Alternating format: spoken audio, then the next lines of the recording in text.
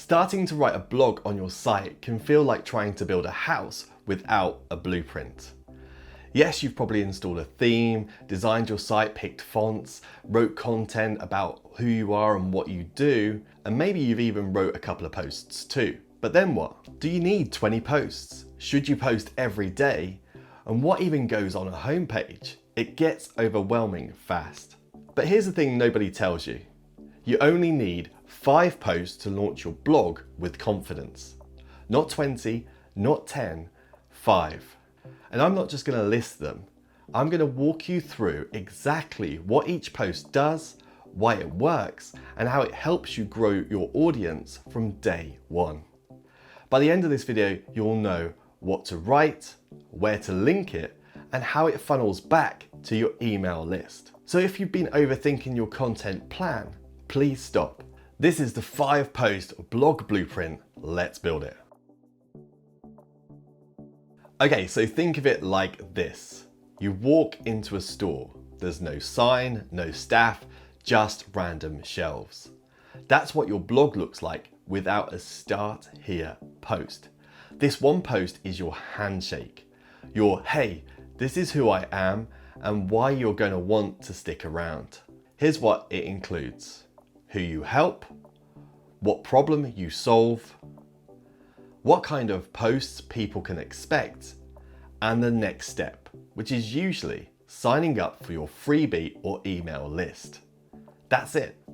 You're not trying to impress, you're just opening the door and saying, come in. Now, if I were writing this today, mine would probably sound something like, hey, I'm Ryan, and I help non-techie creators build pro-level WordPress sites without hiring a developer. If you've ever felt stuck trying to get your blog off the ground, you're in the right place. Here's what to read first. See?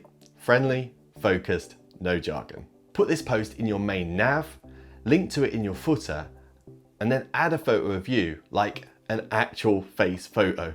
It builds trust instantly, and trust, that's your blog's most valuable currency. So if you don't have a start here post yet, pause this video, write the outline. It's the anchor that makes everything else make sense. All right, that's one post down. Next up, the single most powerful post you can publish for SEO and audience trust. Your number one FAQ, or frequently asked question, post.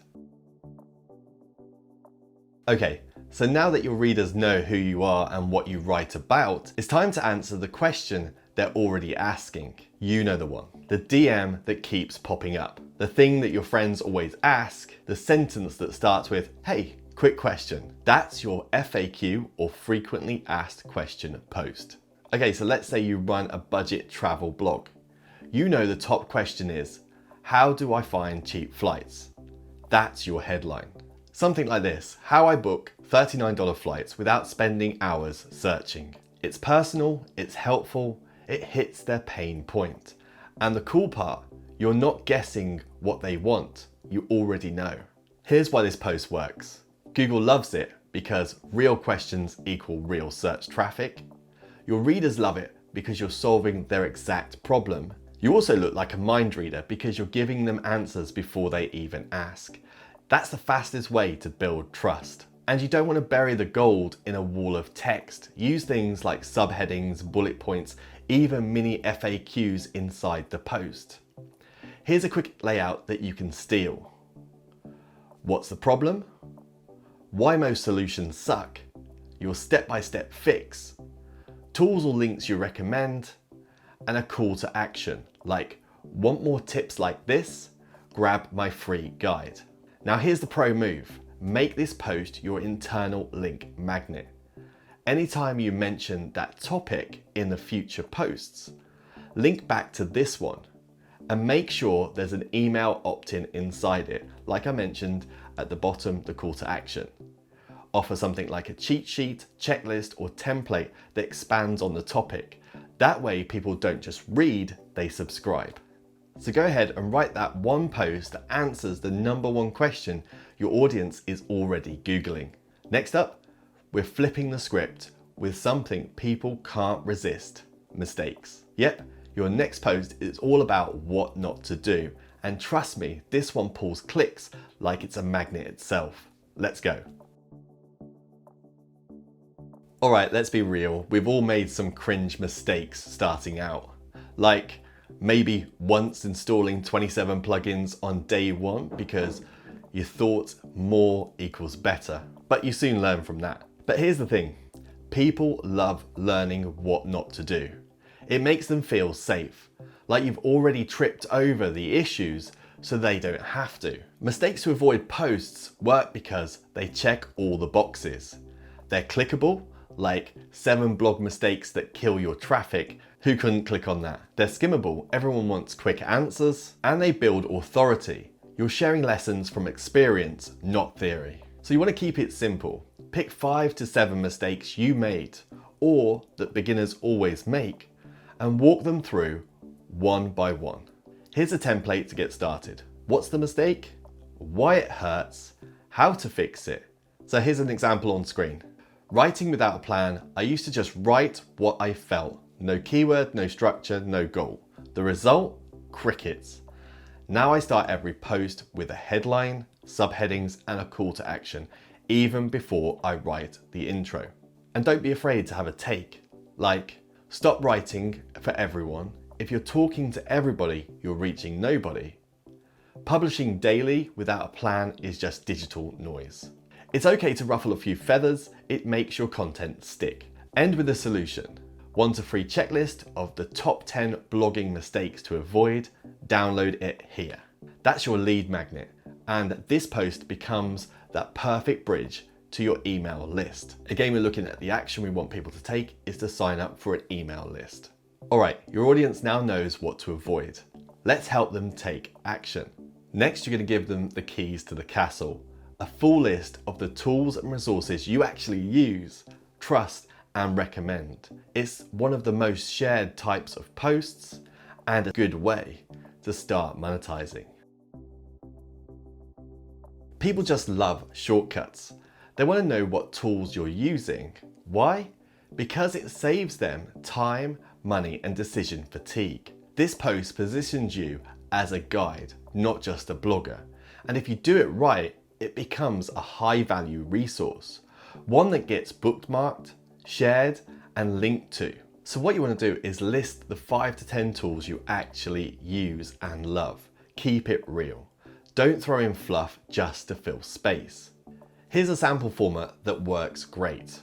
Tool name, what it does, why you use it, and optionally add an affiliate link or sign up button. So for example, on screen I'll show you this. MailerLite, my go-to email platform. It's beginner friendly, free for up to 1,000 subs, and doesn't overload you with features you won't use.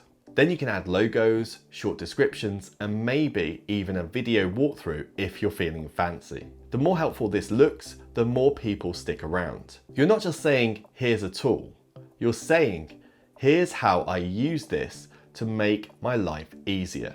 This post is also the perfect place to start earning. Use affiliate links like I mentioned, where it makes sense, but only for tools you genuinely trust. Don't just chase the commissions. The long-term trust is worth way more from your audience. Here's the smart part. Offer a free download that bundles all your tools into a checklist or swipe file. So for example, want this full list as a printable PDF? Grab it here and I'll send you updates anytime I switch things up. And again, more value equals more subscribers to your email list. All right, at this point, you've shown your audience what works. Now it's time to prove that what you teach actually gets results. In the next post, you're going to tell a story, a real one, that builds massive credibility, your case study. Even if you're just getting started, this is the one post that makes your blog feel real. All right, this is the post where you prove it. And when you first start out, you probably don't have client wins or student testimonials, but you do have your story, and that is enough. So for example, you could write a post called something like, how I got my first 100 email subscribers without running ads.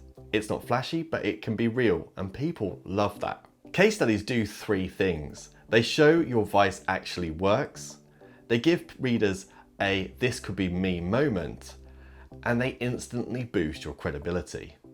People trust results, so give them some. Here's an easy structure you can follow. The before: what was the problem? The strategy: what did you try? The results: be specific, numbers, screenshots, quotes.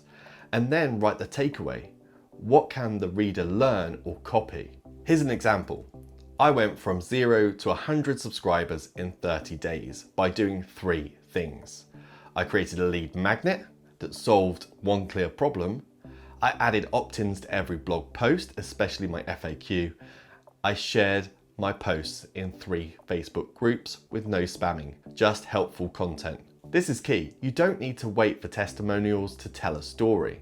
Use your own experience or walk through how you helped a friend, answered a question in a community, or fixed a problem in your niche. At the end of the post, invite readers to take the same journey, like, want my exact lead magnet template? Grab it here for free. Again, more signups for your email list. It feels natural, not forced. So now you've got a welcome post that orients your reader, an FAQ that hits their biggest question, a mistake post that builds trust, a tools post that adds value and earns income, and a case study that proves what you do works. That's your 5-post blueprint, and it's everything you need to launch a blog that feels pro from day one. If you've been stuck wondering where to start, now you've got a map. Just pick one post and get writing. Let me know in the comments which post you're getting started with, maybe it's the Start Here post, and hit like and subscribe if you want more WordPress tips to help grow your website. I've been Ryan, this is WP Beginner, and I'll see you in the next video.